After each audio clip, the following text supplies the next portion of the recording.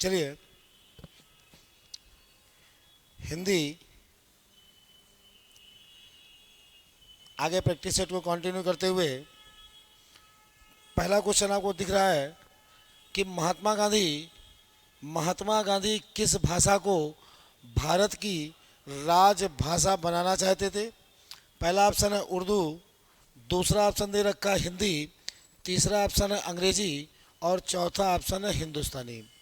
तो बच्चा अगर हम महात्मा गांधी की बात करते हैं कि महात्मा गांधी जो है वो भारत की राजभाषा के रूप में हिंदी को अपनाना चाहते थे। महात्मा गांधी भारत की राजभाषा के रूप में हिंदी भाषा को अपनाना चाहते थे। तो जिन बच्चों का जवाब बी आंसर की तरफ आ रहा है उन सभी का जवाब बिल्कुल सही है। अगले क्वेश्चन की तरफ, हाँ सभी बच्चे अगले प्रश्न का जवाब देने का प्रयास करें। अगला क्वेश्चन निश्चित रूप से दे रखा है कि प्रतिवर्ष कौन सा दिन हिंदी दिवस के रूप में मनाया जाता है। पहला ऑप्शन 14 अक्टूबर, दूसरा दे रखा 29 दिसंबर, तीसरा है 27 फरवरी और चौथा है 14 सितंबर। तो अगर हम लोग बात करते हैं कि प्रतिवर्ष, अगर प्रतिवर्ष की चर्चा की जाए कि प्रतिवर्ष कौन सा दिन हिंदी दिवस के रूप में मनाते हैं, तो प्रतिवर्ष जो हिंदी दिवस मनाया जाता है वो 14 सितंबर को मनाया जाता है। और बच्चा अगर हम लोग विश्व हिंदी दिवस की चर्चा करें कि विश्व हिंदी दिवस, तो विश्व हिंदी दिवस जो है ये 10 जनवरी को मनाया जाता है।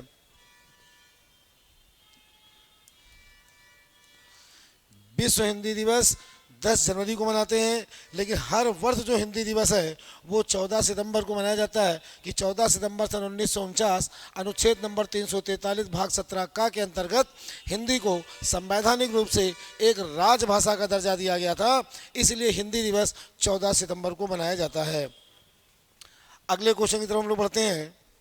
नेक्स्ट क्वेश्चन है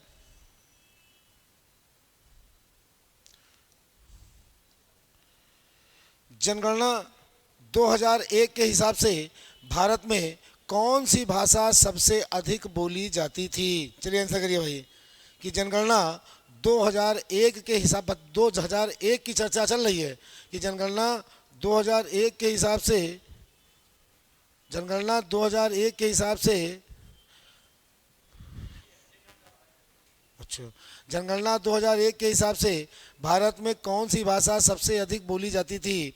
पहला ऑप्शन दे रखा है गुजराती, दूसरा दे रखा है मराठी, तीसरा दे रखा है बंगाली और चौथा दे रखा है तमिल। चलिए आंसर करिए भाई। जनगणना 2001 के हिसाब की अगर हम लोग चर्चा करते हैं तो भारत में सबसे ज़्यादा बोली जाने वाली भाषा कौन सी थी। सबसे ज़्यादा बोली जाने वाली भाषा बंगाली थी। अगला क्वेश्चन देखिए, नेक्स्ट क्वेश्चन है शब्दकोश में, सब बहुत अच्छा प्रश्न है कि शब्दकोश में श्रद्धा शब्द किसके पहले आएगा। शब्दकोश यानी डिक्शनरी की चर्चा चल रही है। अगर डिक्शनरी की बात की जाए तो डिक्शनरी के आधार पर, हिंदी डिक्शनरी के आधार पर सबसे श्रद्धा शब्द किस शब्द के पहले आता है। शासन, शौर्य, श्याम और श्रमिक। आंसर करिए जल्दी से कि किसके पहले सबसे पहले आएगा। अगर देखिए डिक्शनरी में सबसे पहले हम लोग पहले वर्ण को देखते हैं तो यहाँ पर देखा सा वर्ण पहला दे रखा है। और अगर हम इस शब्द की बात करें तो बेटा ये शब्द भी तो बनता है सा और रा मिल करके।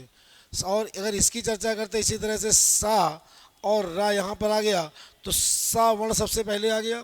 इसके बाद चर्चा होगी अगले अक्षर की, तो सबसे पहले अगर वर्णमाला पढ़ते तो आता है या वा रा ला। तो अगर हम या वा रा ला जब आता है तो श्याम सबसे पहले आएगा।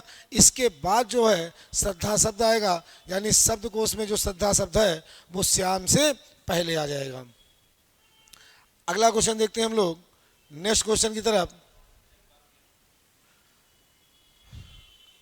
अगला क्वेश्चन बताइए भाई, वह मनुष्य नहीं देवता है, वह मनुष्य नहीं देवता है, इसमें कौन से सर्वनाम का प्रयोग किया गया है।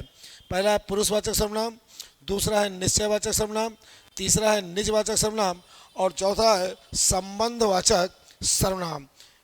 तो अगर हम लोग बात करते हैं कि वह मनुष्य नहीं देवता है तो इंडिकेट किया जा रहा है जो दूर की वस्तु या पास की वस्तु का निश्चयात्मक बोध कराता है उसी को हम लोग निश्चयवाचक सर्वनाम या उसी का नाम होता है संकेतवाचक सर्वनाम। तो अगर पूछा गया है इसमें कौन से सर्वनाम का प्रयोग हुआ है तो सर्वनाम इसमें कौन सा हो गया, निश्चयवाचक सर्वनाम। बहुत सारे बच्चों का जवाब बिल्कुल सही आ रहे हैं, बस इसी तरह से आप तैयारी करते रहिए। अगला क्वेश्चन, नेक्स्ट क्वेश्चन की तरफ आप जवाब देने का प्रयास करें। अगला प्रश्न है कि विशेष शब्द है, विशेष शब्द का चयन करना है। बिल्कुल पहला ऑप्शन है रामलला, दूसरा है बुद्धिमती, तीसरा है रमापति और चौथा है सीताराम। बुद्धिमती, थोड़ा सा इस शब्द क्वेश्चन गलत हो गया है, इसके आगे एक शब्द आप और जोड़ लो, बुद्धिमती स्त्री। थोड़ा मिसप्रिंट हो गया लिखने में ये। अगला देख लेंगे बुद्धिमती स्त्री। विशेष शब्द का चयन करना है, आंसर करें जल्दी से फटाफट। देखिए बिल्कुल सही, जो बच्चे बी आंसर कर रहे हैं उन बच्चों का जवाब बिल्कुल सही है। अगर हम लोग विशेष की बात करते हैं, अगर विशेष और विशेषण दो शब्द होता है, विशेष और विशेषण, विशेष विशेष बेटा वो होता है जिसकी विशेषता बताई जाए और विशेषण वो होता है जिससे विशेषता बताई जाए। जैसे मान लीजिए हमने शब्द लिख दिया पीत वसन, शब्द है पीत वसन, तो वसन की विशेषता बेटा पीत से बताई गई तो ये हो गया विशेषण, और वसन की विशेषता बताई गई तो ये शब्द आपका हो गया विशेष। इसी क्रम में जब आप देखते हैं तो स्त्री की विशेषता बुद्धिमती से बताई जा रही है कि स्त्री कैसी है, स्त्री बुद्धिमती है, तो ये विशेषण हो गया और ये विशेष हो गया। तो कह रहा विशेष शब्द का चयन करना, निम्नलिखित में किस शब्द में विशेष शब्द है, तो इसमें कौन सा लग गया, विशेष हो गया, जो कि विशेष तभी होगा जब उसके साथ में विशेषण लगा रहता है। अगला प्रश्न आप देखेंगे,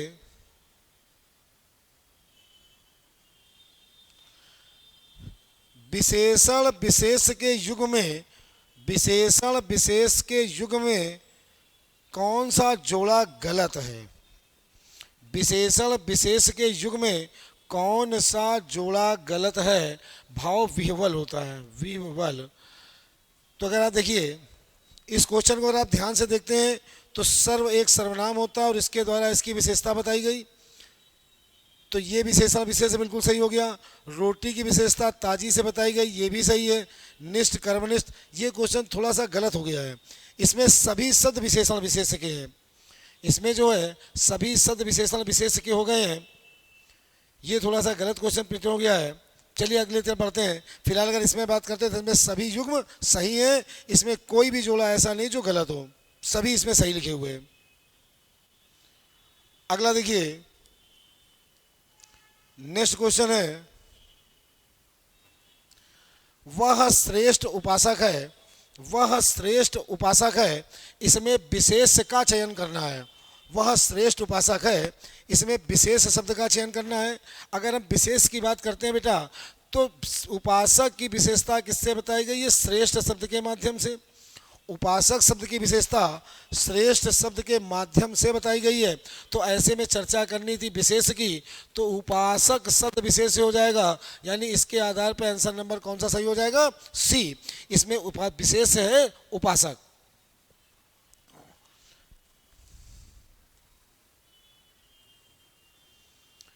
नेक्स्ट क्वेश्चन की तरफ हम लोग आगे बढ़ते हैं। अगला क्वेश्चन है, वह अगले साल आएगा, अगले साल आएगा, इसमें कारक की चर्चा करनी है कि इसमें कौन से कारक का प्रयोग किया गया है। वह अगले साल आएगा यानी समय की बात की जा रही है, जहाँ समय और स्थान की बात की जाती है वहाँ पे कारक की अगर हम लोग चर्चा करते हैं तो वहाँ पे कौन सा कारक होता है, अधिकरण कारक का प्रयोग किया जाता है। तो जिन बच्चों ने डी ऑप्शन जवाब दिया है उन सभी बच्चों का, उन सबका जवाब बिल्कुल सही होगा। अगली तरफ हम लोग बढ़ेंगे, नेक्स्ट क्वेश्चन की तरफ बढ़ते हैं। अगला क्वेश्चन है, चारपाई पर भाई साहब बैठे हैं, चारपाई पर भाई साहब बैठे हैं, वो तो क्लास है। चारपाई पर भाई साहब बैठे हैं, इसमें कौन से कारक का प्रयोग किया गया है? चारपाई पर भाई साहब बैठे हैं, इसमें कौन से कारक का प्रयोग किया गया है? तो बेटा देखते हैं, भाई साहब का स्थान दे रखा है चारपाई, कि चारपाई के भीतर ऊपर बैठे हुए हैं। और हमने अभी बताया कि जहाँ स्थान और समय की चर्चा होती है वहाँ पे कारक कौन सा हो जाता है? अधिकरण कारक का प्रयोग करते हैं। तो दिए हुए ऑप्शन के आधार पर इसका सी आंसर बिल्कुल सही होगा। तो जो बच्चे सी जवाब दे रहे हैं उन सभी बच्चों का आंसर क्या होगा? बिल्कुल सही होगा। क्वेश्चन की श्रृंखला को आगे बढ़ाते हुए बिल्कुल इसी तरह से आप मेहनत और तैयारी करते रहिए, इरादे नेक रखिए और हौसले बुलंद रखिए, सफलता जरूर आपके कदमों को चूमेगी। अगली तरफ हम लोग बढ़ते हैं, अगले क्वेश्चन की तरफ हम लोग बढ़ते हैं। नेक्स्ट क्वेश्चन हमारा है, वह काम बहुत ढंग से करते हैं, वह काम बहुत ढंग से करते हैं, इसमें काल बताना है। कौन से काल का प्रयोग किया गया है? अब देखिए, वह काम बहुत ढंग से करते हैं, इसमें काल की चर्चा करनी है। पहला तो भैया सामान्य वर्तमान, दूसरा दे रखा है सामान्य भूत, तीसरा दे रखा है सामान्य भविष्य और चौथा दे रखा है संभाव्य। ये संभाज के जगह संभाव्य होना चाहिए था, संभाव्य भविष्य। आप देखिए क्रिया के करने की विशेषता बताई जा रही है, कार्य वर्तमान समय में किया जा रहा है और जो काम वर्तमान समय में किया जाता है वहाँ पर वर्तमान और वर्तमान में भी सामान्य वर्तमान का प्रयोग किया जाता है। तो इस हिसाब से इसका जवाब क्या होगा? आंसर नंबर ए सही होगा। तो जिन बच्चों का ए जवाब आया है उन सभी बच्चों का जवाब बिल्कुल सही है। मैं किसी बच्चे का नाम नहीं ले रहा हूँ इस समय, क्योंकि क्लास को स्पीड में पढ़ा करके ज़्यादा से ज़्यादा क्वेश्चन कराने का प्रयास है। इसलिए आप ये ना बिल्कुल सोचें कि आपका नाम नहीं अनाउंसमेंट हो रहा है, और आप केवल प्रश्नों को ध्यान दें और प्रश्नों का जवाब देने का प्रयास करें और देखिए कितने जवाब आपके सही हो रहे हैं। और ज़्यादातर बच्चों के बहुत सारे आंसर बिल्कुल सही आ रहे हैं। ये देख करके अच्छा लगता है कि जब बच्चा पढ़ाए हुए बातों को जवाब देता है और सही ढंग से उत्तर देता है तो पढ़ाने वाले गुरु को ही बहुत खुशी होती है। बिल्कुल सही ढंग से आप अपनी मेहनत कर रहे हैं, बस इसी तरह से अपनी मेहनत को आप जारी रखिए, सफलता जरूर आपके कदमों को चूमेगी। अगले प्रश्न की तरफ हम लोग बढ़ते हैं। नेक्स्ट क्वेश्चन हमारा है, यदि मैं समय पर स्टेशन पहुंचता तो मेरी गाड़ी ना छूटती। यदि मैं समय पर स्टेशन पहुंचता तो मेरी गाड़ी ना छूटती। काल की दशा यानी काल की चर्चा की जा रही है इसमें कौन से काल का प्रयोग किया गया है? अगर बेटा हम लोग सेंटेंस को ध्यान से पढ़कर और देखते हैं तो दिया हुआ यदि मैं समय पर स्टेशन पहुंचता तो मेरी गाड़ी ना छूटती, यानी गाड़ी छूटी इसलिए नहीं क्योंकि वो समय पर स्टेशन नहीं पहुंचा होगा।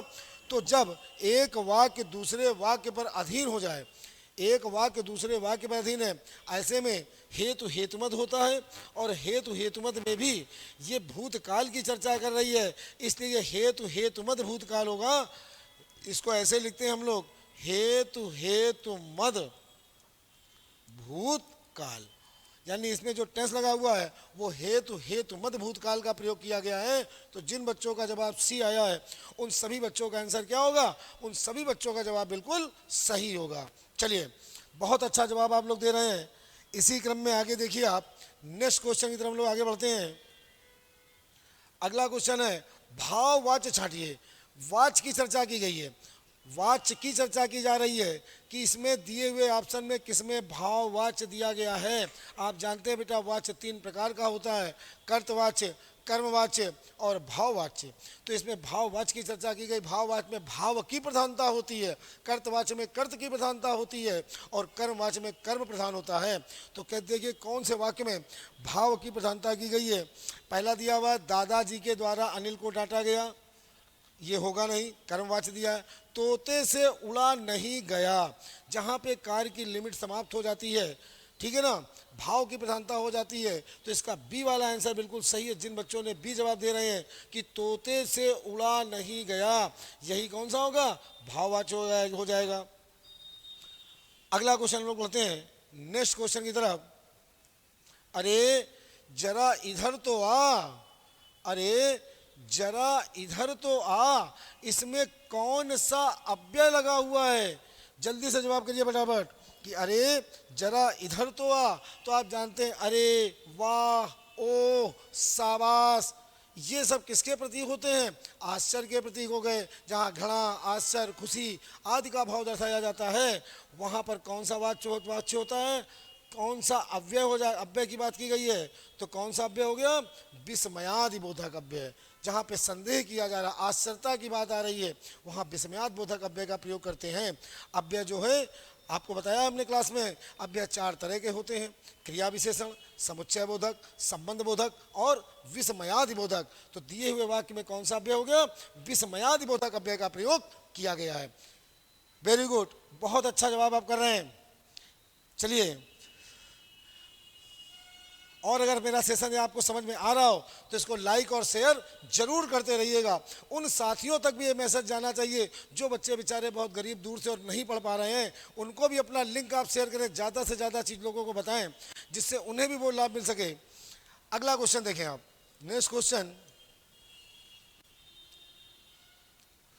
वह थोड़ा बीमार है, वह थोड़ा बीमार है, किसमें कौन सा क्रिया विशेषण लगा हुआ है?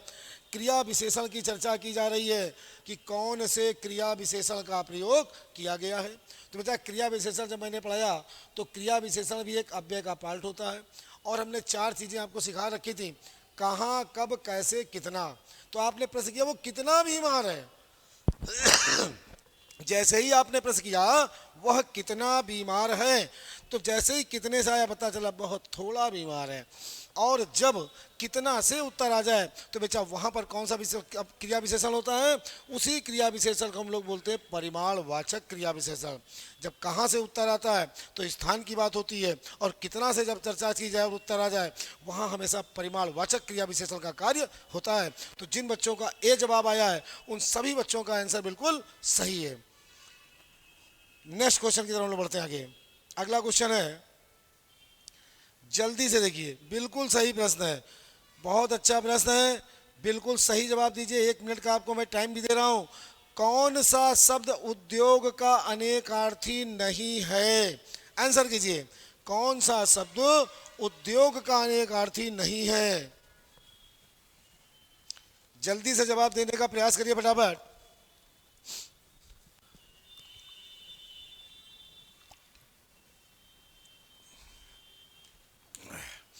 कि कौन सा शब्द उद्योग के लिए बेटा देखा तो कारखाना, कारखाने में क्या होती हैं? मशीनें होती हैं। कारखाने में मशीनें होती, कारखाना एक उद्योग नहीं है, उसके अंदर मशीनें रहती हैं। तो उद्योग का अनेक अर्थ की चर्चा की गई है। उद्योग का मतलब रोजगार, साधारण, सरल, ये सब सही है। उद्योग का अर्थ कारखाना नहीं होगा। पहला वाला आंसर सही है। चलिए अगला देखिए, नेक्स्ट क्वेश्चन है, स्त्री का कौन सा शब्द स्त्री का पर्यायवाची है? कौन सा शब्द स्त्री का पर्यायवाची है? आंसर करिए भाई। स्त्री का पर्यायवाची बताना था।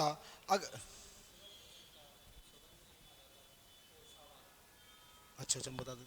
हाँ भाई, कौन सा शब्द स्त्री का पर्यायवाची है? पहला ऑप्शन दिया कलत्र, दूसरा दारा, तीसरा बेटा थोड़ा मिसप्रिंट, ये होता है योसा, इसको बोलते हैं योसा। तो अगर दिया जाए कलत्र, दारा, योसा और सभी, तो बेटा जितने भी आंसर हैं सब सही हैं। ये सभी स्त्री को बोले जाते हैं। स्त्री को कलत्र भी बोलते हैं, दारा भी बोलते हैं, योसा भी बोलते हैं, वामा भी बोलते हैं, और भी तमाम सारे पुत्र उसके होते हैं। तो इसके जो आंसर बच्चे डी जवाब दे रहे हैं उन सभी का जवाब बिल्कुल सही था। नेक्स्ट क्वेश्चन, हरलीन अत्यंत सुंदर है। हरलीन अत्यंत सुंदर है, इसमें प्रविशेषण बताना है। प्रश्न है कि हरलीन अत्यंत सुंदर है, इसमें प्रविशेषण बताना है। जल्दी से जवाब दें। देखिए, प्रविशेषण की चर्चा की गई। प्रविशेषण वो होते हैं बेटे जो विशेषण की विशेषता बताते हैं। जो विशेषण की विशेषता बताते हैं उसे जो है प्रविशेषण कहा जाता है। अब बेटा हरलीन के लिए कहा गया कि ये सुंदर है, तो सुंदर शब्द क्या हो गया, ये तो विशेषण हो गया, लेकिन कितनी सुंदर है, आंसर आया अत्यंत सुंदर है। तो अत्यंत शब्द जो होगा ये प्रविशेषण का कार्य करेगा। अत्यंत शब्द जो है ये प्रविशेषण हो जाएगा। तो इस हिसाब से इसका आंसर कौन सा सही होगा, सी। प्रविशेषण जो विशेषण की विशेषता बता दे उसे प्रविशेषण कहा जाता है। नेक्स्ट क्वेश्चन की तरफ हम लोग बढ़ते आगे। समास का शाब्दिक अर्थ है, आंसर करें भाई। समास का शाब्दिक अर्थ क्या होता है? समास की बात हो रही है। पहला ऑप्शन है संबंध, दूसरा सरल, तीसरा दिया हुआ उदाहरण और चौथा दिया हुआ है संक्षेप। तो बेटा अगर हम लोग समास की बात करते हैं तो समास दो शब्दों से मिलकर बनता है, सम धन आस। अगर पूछा जाए समास में कितने शब्द लगे हैं तो समास में सम उपसर्ग लगता है जिसका मतलब होता है अच्छी तरह से या पास पास, और आस का मतलब होता है बैठना। अगर इसके हम विलोम की चर्चा करें, अगर समास का कहीं बेटा विलोम पूछा जाता तो समास का विलोम होता है व्यास। लेकिन अगर इसके अर्थ की चर्चा की जाए तो इसका अर्थ होता है संक्षेप करना। समास शब्द का शाब्दिक अर्थ होता है संक्षेप करना, विलोम इसका व्यास होता है, उपसर्ग इसमें सम लगता है जो दो शब्दों से मिलकर बना है, सम धन आस। अगला क्वेश्चन, हिंदी में कुल कितने सर्वनाम हैं? आंसर करें भाई। हिंदी में कुल कितने सर्वनाम हैं? 12, 10, 6 या 11। अब देखो बेटा इसमें भेद की चर्चा नहीं की गई है कि सर्वनाम के भेद कितने हैं। अगर भेद की बात होती तो आंसर हम लोग कितना लगाते, 6। लेकिन यहाँ पूछा सर्वनाम कुल कितने, उनकी संख्या की बात की जा रही है। तो आपको मैंने सिखा रखा है कि मूल सर्वनाम और मूल सर्वनाम की संख्या बेटा कितनी होती है, 11 होती है। तो हिंदी में सर्वनाम की संख्या 11 होती है, भेद इनके कितने होते हैं, 6 होते हैं। तो बेटा जिन बच्चों ने डी जवाब दिया उन सभी बच्चों का जवाब क्या है, बिल्कुल सही है। बहुत अच्छा जवाब आप लोग दे रहे हैं, ज़्यादातर बच्चों के जवाब बिल्कुल सही आ रहे हैं और बड़ी मेहनत से आप तैयारी कर रहे हैं। इसी क्रम में हम लोग आगे बढ़ते हैं।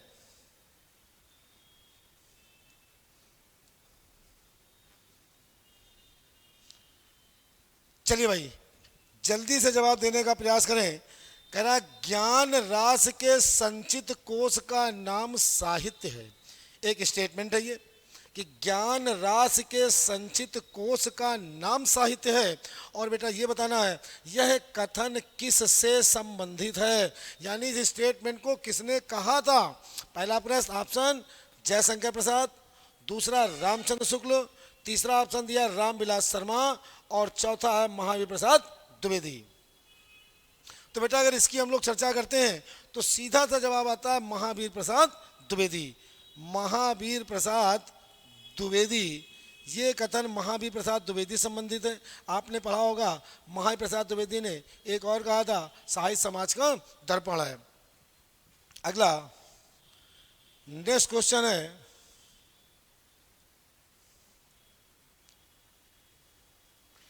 कबीर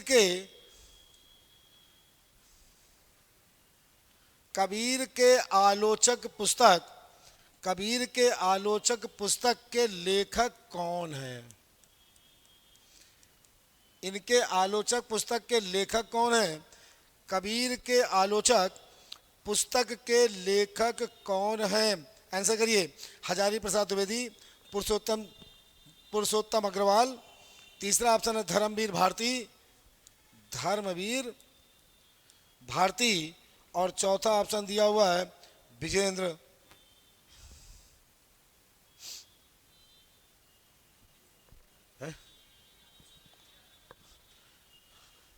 तो बेटा कबीर के आलोचक इस पुस्तक के रचनाकार है धर्मवीर भारती। चलिए आज का आखिरी प्रश्न है ये, आज का आखिरी प्रश्न और बिल्कुल सही जवाब आपका आना चाहिए। परिकर का अनेकार्थी नहीं है, परिकर का अनेकार्थी नहीं है। पहला ऑप्शन है समूह, दूसरा है कमरबंद, तीसरा है परिवार और चौथा है क्षत्रिय। चलिए आंसर कीजिए।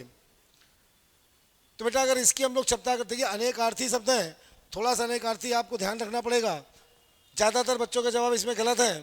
परिकर, परिकर का जो अनेकार्थी होता, परिकर का मतलब समूह भी होता, परिकर का मतलब कमरबंद भी होता, परिकर मतलब परिवार होता है, परिकर का अर्थ क्षत्रिय नहीं होता है, क्षत्रिय को परिकर नहीं कहा जाता है। बाकी सभी परिकर का अर्थ देते थे। इस हिसाब से आंसर नंबर इसका जिन बच्चों ने डी लगाया उन बच्चों का सही था, बाकी सबका गलत था। आज के लिए केवल इतना ही, बाकी कल हम लोग बराबर लगातार कंटिन्यू आपको प्रैक्टिस कराई जाएगी। जुड़े रहिए हमारे यूपी 700 प्लस और बर्रा गाइडेंस के साथ में, सफलता आपको अवश्य मिलेगी।